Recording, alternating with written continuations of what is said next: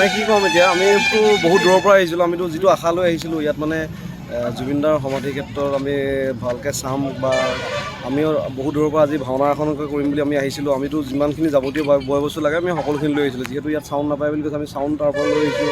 আৰু আপোনাৰ ইয়াতে মানে যিমানখিনি আমাৰ কৰিব লগা কাম আছে আমি গোটেইখিনি লৈ যাওঁ। লাইটৰ কানেকশ্যনটো আমি ইয়াতে পাম বুলি ভাবিছিলোঁ, আৰু DG2 কানেকশ্যন আমি পাম বুলি ভাবিছিলোঁ। DG2 তেলটো আমি যোগাৰ কৰিছোঁ নিজে, কিন্তু এতিয়া ইয়াত আহি দেখিছোঁ যে আমাৰ DG2 বেয়া।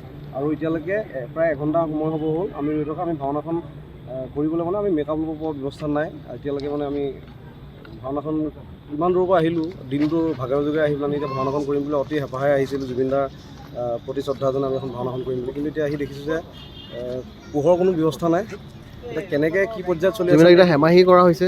এতিয়া আমাৰ কাৰণেই কৰিছে নে হেমাহিটো, নাই আজি ভাওনাখন হ'ব বুলিয়ে কৰিছে নে কোনোবাই, নাই পৰিস্থিতিটো সদায় এনেকুৱা হৈছে আমিতো নাজানিম বাৰু। তথাপিও আমি কিন্তু বেয়া দুখ পাইছোঁ, মানে অন্ততঃ জুবিনৰ লগত মানে এইটো বস্তু হ'ব নালাগিছিলে।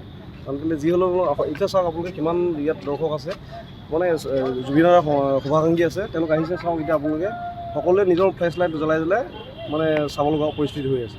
গতিকে আমি প্ৰশাসনক অনুৰোধ জনাইছোঁ যাতে এই মানে যিখিনি মুহূৰ্তত ৰাইজে আহে সেই মুহূৰ্তত অকণমান কিবা এটা যে চাব পাৰে, অকণমান বহুত হেঁপাহত আহে তেওঁলোক, কাৰণ কেলৈ বহুত দূৰ দূৰণিৰ পৰা আহে। গতিকে অকণমান সেইটো চকু দিব লাগে, কাৰণ ইয়াততো পোহৰ ব্যৱস্থাটো কৰিব লাগে যিমান যি হ'লেও। আমিওতো আহিছোঁ ইমান দূৰৰ পৰা, আমি এতিয়া ভাওনা কৰিব আহি ৰৈ আছোঁহি। এতিয়া আমি মেকআপ ল'ব পৰা নাই, এতিয়া ভাওনা কৰিবলৈ এতিয়া দৰ্শক ক'ত পাম আমি, চাবলৈতো কোনো নাথাকিব ন লাষ্ট মুহূৰ্ত। এতিয়া 12টা বজালৈকে ইয়াত কোনো বহি নাথাকিব, আমি ইমান সময় মেকআপ চেকআপ লৈ আমি ভাওনা আৰম্ভ কৰিব পাৰিলোঁ, কিন্তু আমাৰ এতিয়া ব্যৱস্থাই নাই কৰিব পৰা। আজি ইমান লখিমপুৰৰ পৰা আহি আমি ইয়াত ইমান টকা পইচা খৰচ কৰি আমাৰতো কোনো ডাটা নাই বা কিবা নাই, আমি নিজৰ পকেটৰ পইচা ভাঙি আহিছোঁ ইয়াত। গতিকে আমাৰ অকণ দুখ লাগিছে, আৰু অন্ততঃ লাইটটো আমি পাব লাগিছিলে, লাইটটো নোপোৱাটো আমাৰ দুখ লাগিছে। হয়, আচলতে এইটো একেবাৰে দুৰ্ভাগ্যজনক, এনেকুৱা হ'ব নাপায়। বিশেষকৈ জুবিনদাৰ ক্ষেত্ৰত এনেকুৱা হোৱাটো একেবাৰে অস্বাভাৱিক। কিছুদিন আগতে বাহিৰৰ পৰা এটা পাৰ্টি আহিছিলে জুবিন ক্ষেত্ৰ চাব, তো ধূলি বালি লেতেৰা কিবা কিবি দেখি পেলাই তাৰপিছতহে চৰকাৰৰ মানে আপোনাৰ দৃষ্টিগোচৰ হ'ল। জুবিন ক্ষেত্ৰত চাওক, আপোনাৰ মই আহিছিলোঁ আপোনাৰ প্ৰায় 45 মিনিট আগত আহিছিলোঁ ইয়াত।